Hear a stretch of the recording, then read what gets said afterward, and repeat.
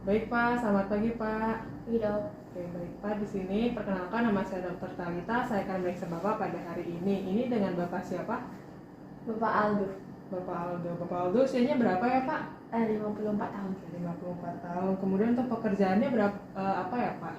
Wirausaha Oke, wirausaha. Kemudian Bapak tinggal di mana Pak? di Jalan Gatot Subroto.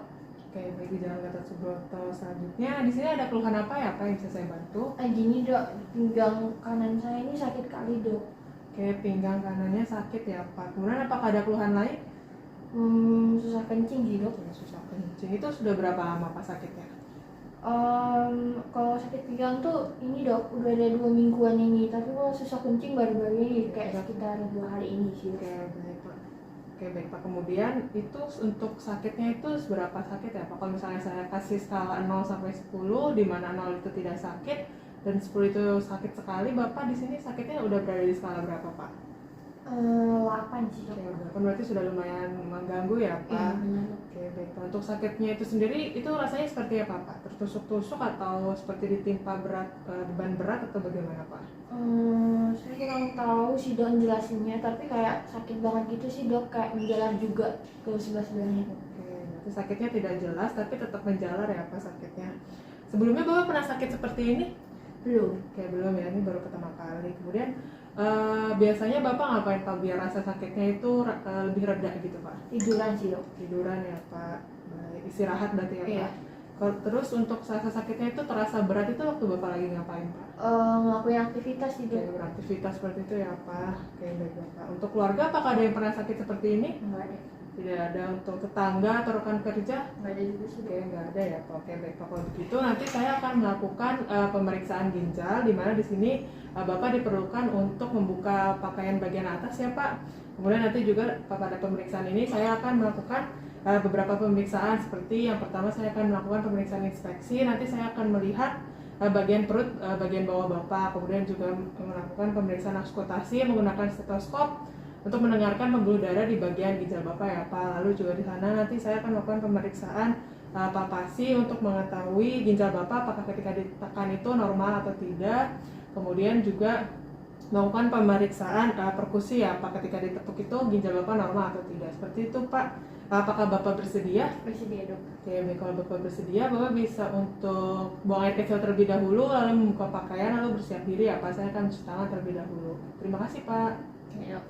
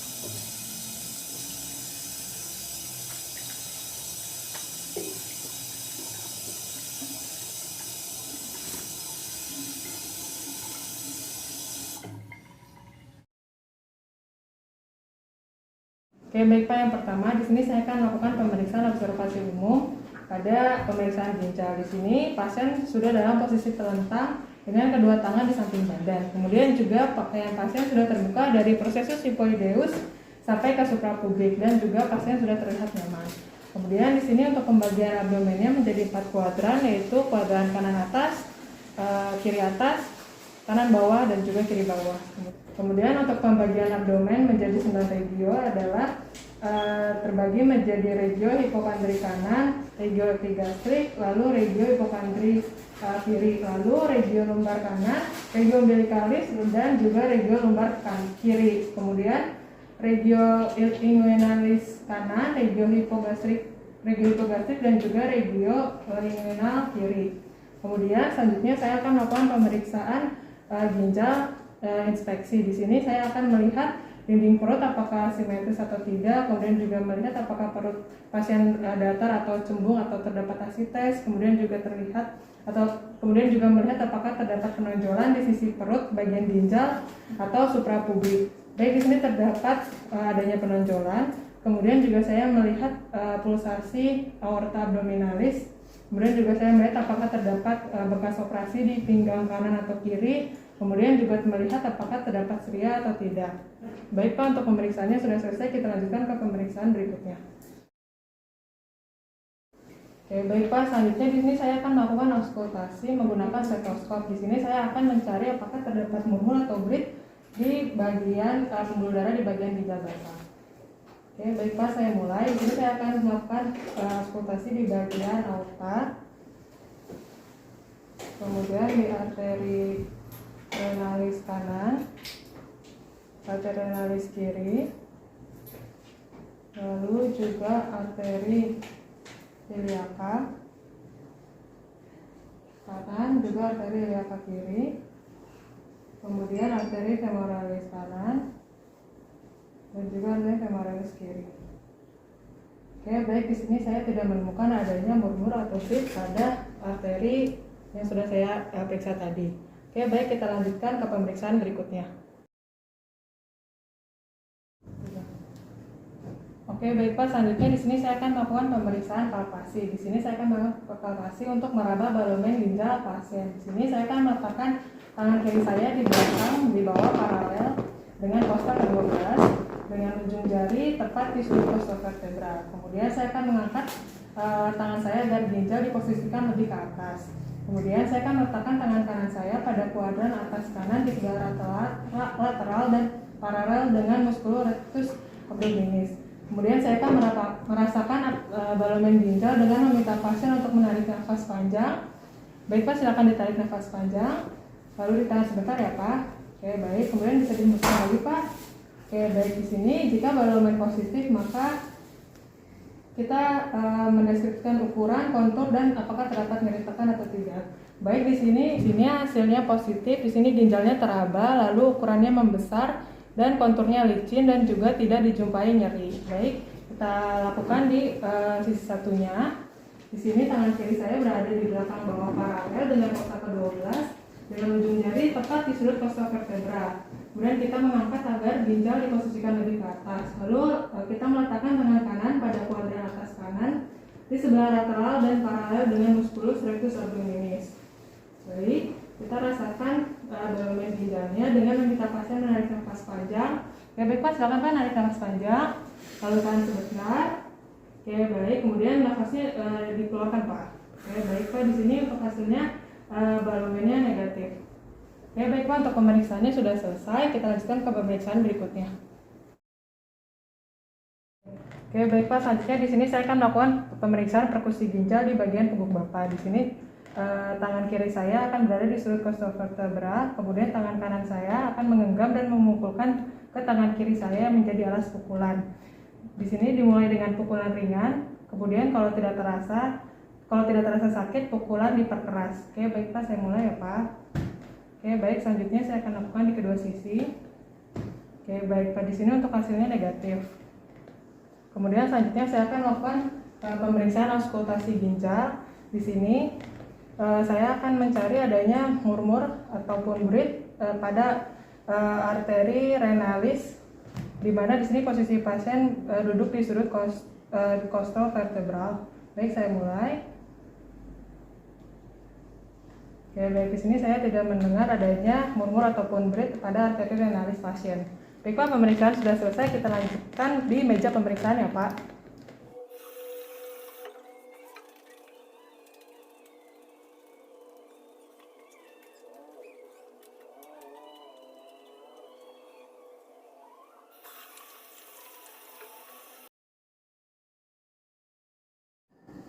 Oke, baik Pak. Tadi sudah kita lakukan pemeriksaan ya Pak. Berdasarkan pemeriksaan yang tadi, untuk hasilnya di sini Bapak menunjukkan adanya kelainan ya Pak pada ginjal Bapak.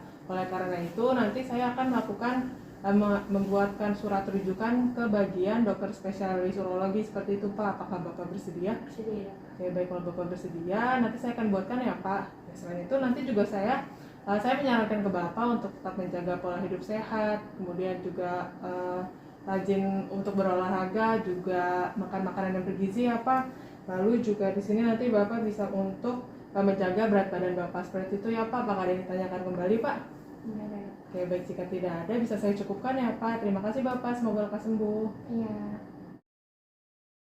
Baik Pak, selamat pagi Pak. Selamat pagi dok. Oke, baik Pak, perkenalkan nama saya Dr. Talita. Saya akan periksa Bapak pada hari ini. Ini dengan Bapak siapa? Bapak Aldo. Oke, Bapak Aldo, usianya berapa Pak? 56 tahun. Oke, 56 tahun. Untuk pekerjaannya apa ya Pak? Wirausaha Oke, wirausaha. Kemudian alamatnya di mana ya Pak? di Jalan Gatot Oke, Subroto. oke, Jalan Gatot Subroto. Di sini ada yang bisa saya bantu Pak? Ini dok, apa ya bilangnya dok? Saya susah kencing dok. Kemudian untuk buah jaket saya sakit juga dok. Oke, baik, susah kencing, kemudian buah zakarnya sakit ya Pak. Itu udah berapa lama Pak sakitnya? Udah ada sekitar 5 hari, 3 hari, sekitar gitu. 5 harian ya Pak. Itu untuk skala sakitnya itu Pak, kalau misalnya saya kasih skala 0 sampai 10, di mana 10 itu paling sakit, itu Bapak udah di sakit skala berapa Pak? 8 dok. Ya 8 ya Pak, itu udah lumayan mengganggu ya Pak. Iya. Itu sakitnya kayak gimana ya Pak? Kayak ketusuk atau bagaimana gitu Pak? Pokoknya kalau buang air kecil nyeri lah dok kayak gitu. Oke, kayak nyeri ya Pak.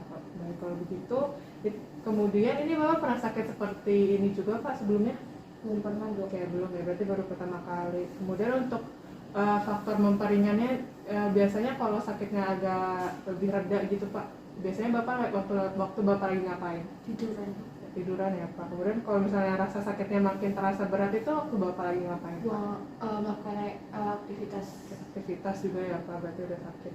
Kemudian untuk keluarga, apakah ada yang sakit sama seperti Bapak? tidak ada. Keluarga tidak ada. Untuk tetangga atau rekan kerja Pak? Tidak ada juga. Saya tidak ada juga ya Pak. Oke, baik Pak, kalau begitu nanti saya akan melakukan pemeriksaan urogenital ya Pak. Nanti di sini saya memerlukan Bapak untuk melepas pakaian bagian bawah ya Pak. Kemudian juga nanti untuk pemeriksaannya saya akan melakukan pemeriksaan inspeksi atau melihat bagian penis dan buah zakar Bapak ya Pak. Kemudian juga saya akan melakukan palpasi atau menyentuh bagian penis dan skrotum Bapak, apakah normal atau tidak. Kemudian juga saya akan melakukan perkusi Bapak di bagian perut bagian bawah Bapak, seperti itu ya Pak. Kemudian juga nanti saya akan melakukan pemeriksaan colok dubur Bapak ya Pak. Kemudian juga untuk memeriksa prostat dan juga refleks pada anus Bapak. Memang pemeriksaannya akan membuat Bapak tidak nyaman, namun di sini saya berusaha agar Bapak bisa rileks dan pemeriksaannya berjalan dengan lancar ya Pak. Oke, baik, apakah ada yang ditanyakan kembali Pak? Tidak. Oke, apakah Bapak bersedia? Sedih. Oke, baik Bapak, kalau Bapak bersedia, Bapak bisa untuk buang air kecil terlebih dahulu, lalu membuka pakaian bawah, juga mempersiapkan diri. Saya akan cuci tangan dan menyiapkan alatnya terlebih dahulu ya Pak. Baik dok.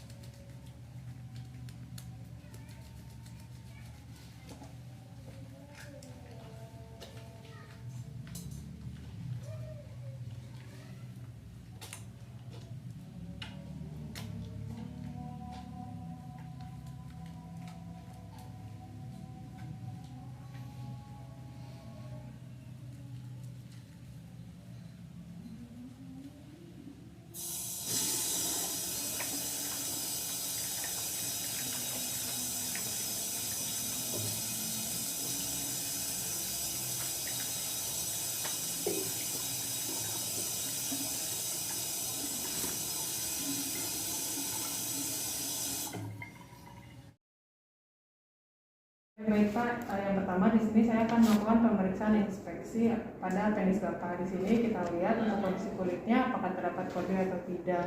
Kemudian untuk warnanya apakah terdapat tanda-tanda radang atau abnormalitas atau tidak. Kemudian untuk lesi kulitnya kita lihat apakah terdapat kondiloma atau karsinoma. Kemudian selanjutnya kita lihat parameter distansnya apakah terdapat gonorea atau tidak. Kemudian untuk ukurannya di sini apakah ukurannya termasuk mikropenis atau pubic penis. Kemudian untuk posisi meatus uretranya apakah termasuk hypophagia atau epistadia. Kemudian untuk gland penisnya apakah terdapat glanditis atau tidak. Kemudian untuk preputiumnya di sini terlihat apakah preputiumnya sudah disirkumsisi atau tidak. Kemudian juga apakah terdapat smegma, phimosis ataupun parafimosis. Kemudian saya akan melakukan pemeriksaan inspeksi pada skrotum. Di sini dilihat untuk ukuran dan posisinya. Di sini untuk posisinya posisi skrotum dan testis kiri biasanya lebih inferior dibandingkan yang kanan. Kemudian kita lihat juga untuk warnanya apakah terdapat tanda-tanda radang atau tidak. Oke, baik, selanjutnya untuk distribusi rambutnya di sini normal sesuai dengan Wegener stage 5. Kemudian untuk lesinya apakah terdapat infeksi kulit atau tidak. Kemudian untuk scrotal swelling apakah terdapat massa tumor ataupun hernia. Baik, di sini terlihat terdapat massa tumor. Kemudian untuk testisnya kita lihat apakah terdapat tanda-tanda yang menunjukkan adanya keabnormalitasan atau tidak. Oke, baik Pak, kita lanjutkan ke pemeriksaan berikutnya.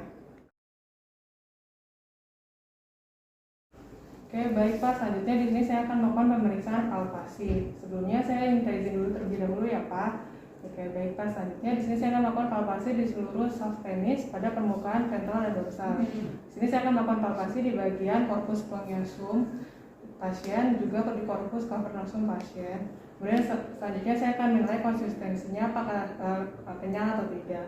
Kemudian juga saya melakukan palpasi apakah terdapat jaringan fibrosis yang menandakan adanya Peyronie's disease atau tidak. Kemudian juga saya melakukan palpasi apakah terdapat nyeri tekan atau tidak yang menandakan adanya periuretritis atau tidak. Kemudian juga saat palpasi saya merasakan apakah terdapat massa yang menunjukkan adanya abnormalitas atau tidak. Oke, baik Pak, selanjutnya saya akan melakukan palpasi di bagian skrotum dan testis. Di sini saya akan melakukan dilakukan palpasi skrotum dan testis di bagian kanan dan kiri. Selanjutnya saya akan melakukan pengukuran testis. Di sini saya menggunakan orchidometer dengan cara testis pasien disingkirkan ke bagian lateral, kemudian disamakan ukurannya dengan orchidometer. Oke, baik, di sini sama 20 cc. Kemudian dilakukan di testis sebelahnya, sama disingkirkan ke bagian lateral. Oke, baik, untuk ukurannya 20 cc normal. Selanjutnya saya akan melakukan palpasi di bagian untuk bentuk testis apakah oval atau tidak, kemudian juga untuk konsistensi testisnya kenyal atau tidak, kemudian untuk permukaan testisnya apakah rata atau tidak, kemudian untuk mobilitasnya apakah teraba mobile atau tidak, kemudian untuk nyeri tekannya apakah terasa nyeri atau tidak, kemudian apabila terasa nyeri berarti menandakan adanya ortitis, kemudian untuk massa apakah terdapat nodul pada testis atau tidak. Baik, selanjutnya saya akan melakukan palpasi pada epididymis dan juga vas deferens. Di sini saya akan melakukan palpasi di sebelah posterolateral testis pada testis kanan dan kiri. Kemudian saya akan menilai vas deferens seperti untayan benang kintal. Kemudian juga saya akan melakukan palpasi untuk melihat apakah terdapat nyeri tekan, swelling ataupun nodul pada testis pasien. Oke, baik Pak, untuk pemeriksaannya sudah selesai, kita lanjutkan ke pemeriksaan berikutnya. Oke, baik Pak, selanjutnya di sini saya akan melakukan pemeriksaan perkusi pada bladder atau kandung kemih Bapak. Di sini saya akan melakukan perkusi pada regio hipogastrika abdomen. Kemudian saya akan melakukan perkusi dimulai dari tepi atas simfisis pubis ke arah kranial sampai terdapat perbedaan suara dari dada ke timpani. Oke, baik Pak, saya mulai ya Pak. Oke, baik. Kemudian untuk bladder normal ini, jika bladdernya normal berarti tidak bisa dipalpasi atau perkusi jika volume kurang dari 150 cc. Namun jika volume bladder lebih dari 500 cc akan tampak distensi berupa massa pada regio lower midline abdomen. Oke, baik Pak. Selanjutnya untuk perkusi ini lebih baik daripada palpasi untuk mendiagnosis distensi bladder. Baik Pak, selanjutnya saya akan melakukan pemeriksaan berikutnya.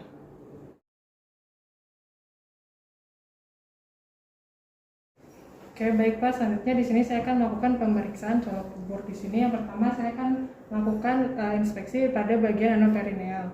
Lalu saya akan mulai pemeriksaan colok kuburnya ya Pak. Di sini saya akan melumasi telunjuk tangan kanan saya menggunakan lubrikan. Oke, baik. Selanjutnya saya akan meminta pasien untuk mengejan. Baik Pak, silakan Pak mengejan. Lalu saya akan memasukkan tepi palmar jari telunjuk saya ke dalam anus. Baik, selanjutnya saya akan menilai kanalis-analisnya. Lalu saya akan mendorong jari ke dalam rektum sehingga dapat menilai pemeriksaan dinding rektum sebanyak mungkin. Kemudian saya akan melakukan palpasi berurutan dari lateral kanan, posterior, lateral kiri, dan juga anterior.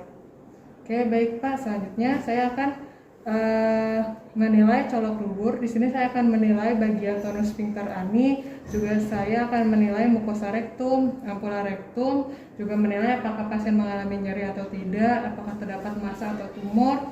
Kemudian juga saya akan menilai prostatnya. Di sini pada bagian prostat saya akan menilai diameter prostat lateral-lateral, di mana ukuran normalnya kurang lebih 4 cm. Kemudian juga di sini saya menilai apakah sulcus medianisnya teraba, polus cranialisnya teraba atau tidak. Kemudian untuk prostatnya simetris atau tidak. Kemudian untuk konsistensinya, apakah untuk prostatnya kenyal atau tidak. Untuk permukaannya, permukaan prostatnya apakah rata atau tidak. Lalu untuk pada masanya apakah terdapat nodul, apakah terdapat massa. Kemudian juga untuk nyeri tekan, apakah terdapat nyeri. Jika terdapat nyeri, menandakan adanya nyeri prostatitis. Baik, untuk pada pasien ini untuk bagian nodulnya positif atau di sini terdapat nodul, di mana selain itu juga untuk prostatnya asimetris, kemudian teraba keras, kemudian juga nodulnya multiple. Lalu di sini juga untuk sulcus medianusnya teraba, polus cranialisnya teraba, kemudian juga untuk konsistensi prostatnya kenyal, namun terdapat benjolan-benjolan keras. Oke, baik. Selanjutnya di sini saya akan melakukan pemeriksaan bulbocavernosus reflex, di mana di sini jari telunjuk tangan saya masih dalam pada rektum pasien, kemudian jari tangan saya yang lainnya akan memencet bagian glans penis pasien. Baik Pak, saya izin untuk memegang bagian penis Bapak ya Pak. Mohon izin ya Pak. Oke, baik. Di sini jika bulbocavernosus reflexnya positif, maka sphincter anus akan dirasakan menjepit jari tangan saya. Namun untuk bulbocavernosus reflex negatif, maka menandakan adanya kerusakan pada jalur refleks pasien. Baik, selanjutnya setelah itu saya akan mencabut jari telunjuk saya. Kemudian saya akan menilai apakah di sarung tangan saya apakah terdapat feses, darah ataupun lendir. Oke, baik Pak, untuk pemeriksaannya sudah selesai. Kita lanjutkan ke pemeriksaan berikutnya.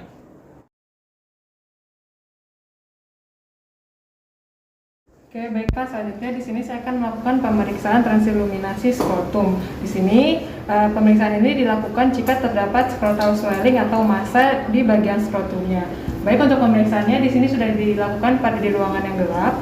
Lalu saya akan mengarahkan cahaya center atau penlight dari belakang skrotum, baik skrotum kanan maupun kiri. Kemudian di sini untuk hasilnya positif karena terdapat cairan serus skrotum yang berpendar kemerahan atau hidrokel. Nah, kemudian untuk transiluminasinya negatif itu menandakan normal atau mungkin juga terdapat massa padat atau bekuan darah. Oke, baik Pak, untuk pemeriksaannya sudah selesai. Kemudian untuk hasilnya kita lanjutkan di meja pemeriksaan di depan ya Pak. Terima kasih Pak.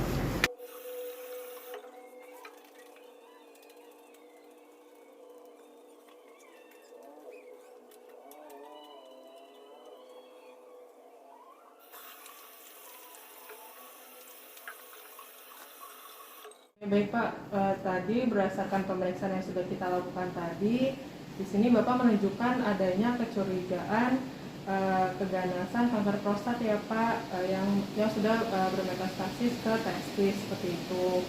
Nanti Bapak akan saya rujuk agar lebih pasti seperti itu Pak, diagnosisnya akan saya rujuk Bapak ke bagian PA dan juga ke bagian lab ya Pak. Apakah Bapak bersedia? Ya baik Bapak, jika Bapak bersedia nanti saya akan buatkan surat rujukannya ya Pak. Selain itu nanti juga saya memberikan sedikit saran Bapak untuk tetap menjaga pola makan sehat, kemudian juga makan makanan bergizi, lalu juga rajin berolahraga seperti itu ya Pak, dan juga menjaga berat badan. Apakah ada yang ditanyakan kembali Pak? Ya, tidak ada ya Pak. Kalau begitu saya cukupkan ya Pak. Terima kasih.